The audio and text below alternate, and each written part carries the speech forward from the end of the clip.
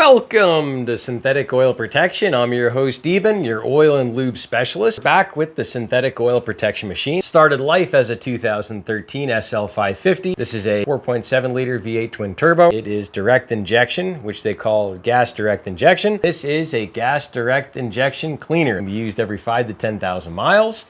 And it's got some patented chemicals in it that are specifically built for cleaning inside your turbo and inside the motor. So AMSOIL does make a product. It's called Power Foam that we've used many times on the channel, but it's not intended for the turbo. So we're gonna be using exactly what's built for it. I know my loyal customers are wondering, even why aren't you using the Power Foam? We have on the kitty cat, but today we're doing the synthetic oil protection machine. This has very high cleaning percentage. You'll see all the specs there.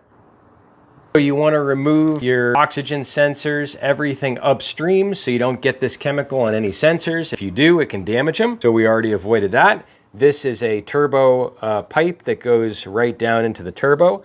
The turbo's down in here, and it's right along the side of the motor. The exhaust gas spools that up, makes the engine more efficient, stuffs more oxygen into the motor. The more oxygen you can burn, with the more fuel, you can make more power. For non-professional use, warm up the engine. For best results, locate and spray directly through throttle body. If space is tight, product may be sprayed upside down. Avoid spraying sideways. If throttle body is not easily accessible, spray downstream of mass airflow sensor. Fully engage, lift the patented straw, dual action spray, insert past mass airflow sensor to avoid throwing a code. With the engine running at 2000 RPM, spray product in 1 second bursts until can is empty. Engine RPM fluctuation is expected.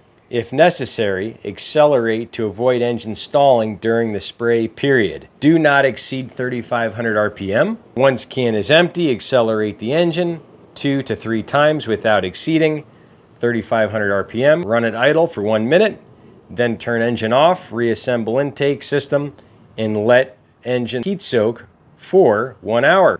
Restart engine and drive at highway speed for at least 10 minutes. We're gonna have a driver keep the RPM at about 1500 RPM.